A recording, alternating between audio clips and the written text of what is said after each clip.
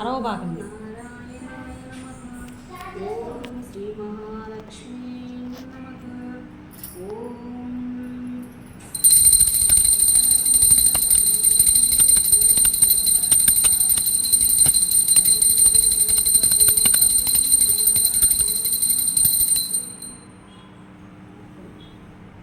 అందరికీ నమస్కారం అండి. అందరు ఎలా ఉన్నారు? బాగున్నారా?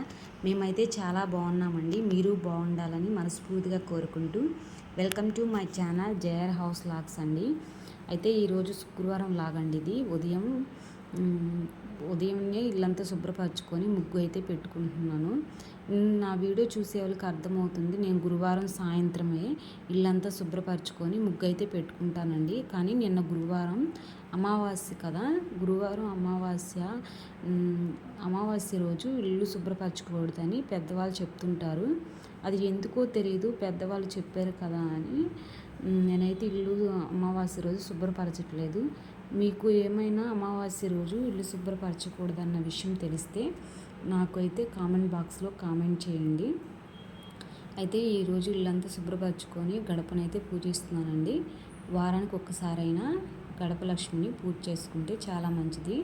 అంటే రోజు చేసుకునే వాళ్ళైతే చేసుకోవచ్చు, కాకపోతే కుదరని వాళ్ళైతే వారానికి ఒకసారైనా పసుపు పూసుకొని బొట్లు పెట్టుకుంటే చాలా మంచిదండి.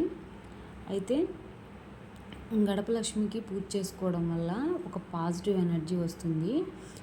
అంటే మన లక్ష్మీదేవి ఇంట్లోకి ప్రవేశించేది సింహద్వారంకు ఉండే కదండి. అందుకని ఆ సింహద్వారాన్ని ఎప్పుడు శుభ్రంగా ఉంచుకోవాలి. అలా ఉంచుకోవడం వల్ల ఇంట్లోకి పాజిటివ్ ఎనర్జీని అయితే ఇంట్లోకి ప్రవేశిస్తుందండి.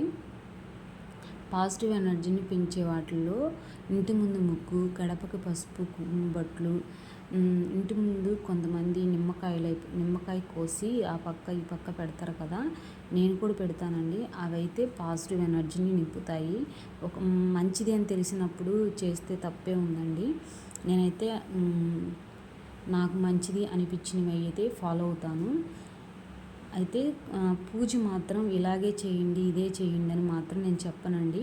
అంటే ఎవరింటి అభిప్రాయాలు వాళ్ళు ఉంటాయి, ఎవరి అభిప్రాయాలు వాళ్ళు ఉంటాయి, ఎవరింటి ఆచారాలు వాళ్ళకు ఉంటాయి. కొంతమంది అయితే వాళ్ళ గురువుల్ని, అంటే ఇంటి బ్రాహ్మణులు ఉంటారు కదా, వాళ్ళని కనుక్కొని వాళ్ళు విధంగా చేస్తారు. కొంతమంది వారానికి ఒకసారి చేస్తారు. వాళ్ళ ఇంటి దేవుడు ఉంటారు కదా, ఆ వారం ఒకరోజు చేస్తారు. కొంతమంది నిత్య దీపారాధన చేస్తారు, కొంతమంది ఒక పూట దీపారాధన చేస్తారు. కానీ ఇంట్లో నిత్య దీపారాధన చేయటం వల్ల పాజిటివ్ ఎనర్జీ మాత్రం ఉంటుంది. అదైతే నేను బాగా గమనించానండి. మా ఇంట్లో నిత్య దీపారాధన చేస్తూ ఉంటాము. ఒక 5 రోజులు మన ఆడవాళ్ళకి 5 రోజులు ఉంటుంది కదండి, 5 రోజులు తప్ప మిగతా అన్ని రోజులు నిత్యం దీపారాధన చేస్తామండి. స్వామికి ఏం లేదు, దీపం ధూపం నైవేద్యం మాత్రం స్వామికి అయితే అందిస్తామండి. ఈ నిత్యం దీపారాధన చేయటం వల్ల పాజిటివ్ ఎనర్జీ ఉంటుందని చెప్పాను కదా, మీరు గమనించండి. మనకి 5 రోజులు మైలు ఉంటుంది కదా, ఆ మైలు 5 రోజులు ఇంట్లో ఎలా ఉంటుందో, ఆ 5 రోజులు మైళ్ళు ఉన్నప్పుడు ఇంట్లో దీపారాధన లేనప్పుడు ఎలా ఉంటుందో, నిత్యం దీపారాధన చేసేటప్పుడు ఎలా ఉంటుందో మీరైతే గమనించండి. నాకైతే ఇంట్లో నిత్యం దీపారాధన చేయడం వల్ల ఒక పాజిటివ్ ఎనర్జీ అండి, గుళ్ళో ఉన్న ఫీలింగ్ ఉంటుందండి. ఇంట్లో నాకైతే అలాగే ఉంటుంది. అంటే శుక్రవారం రోజు ఇంట్లో ధూపం చేసుకోవడం, ఆవు పిడకలతోటి ధూపం చేస్తారు కదా, అలా చేయటం, ఇవన్నీ పాజిటివ్ ఎనర్జీని ఇంట్లో నింపుతాయి.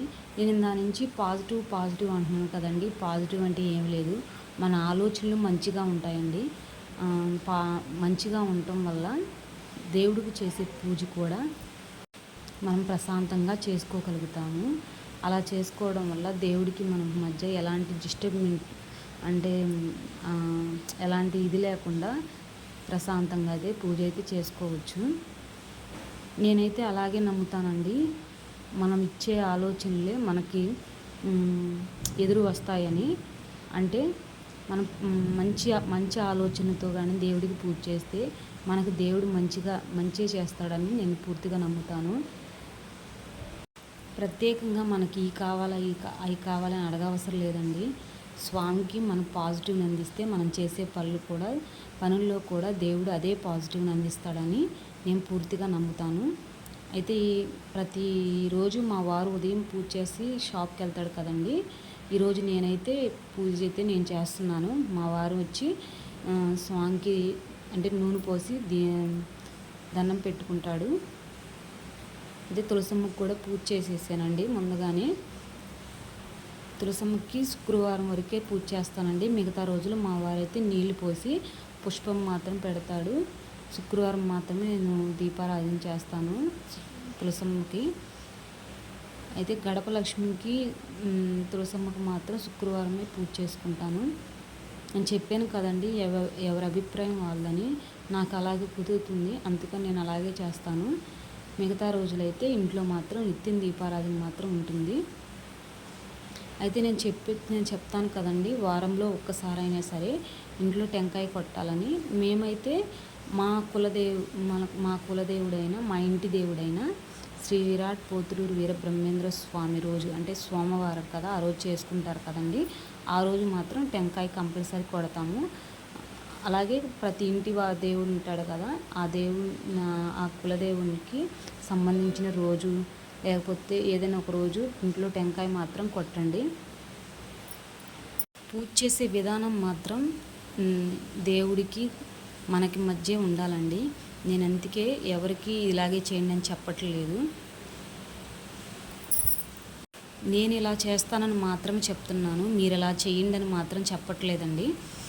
అయితే పూజ చేసేటప్పుడు మాత్రం దేవుడు నామస్మరణ చేస్తూ పూజ చేస్తాను.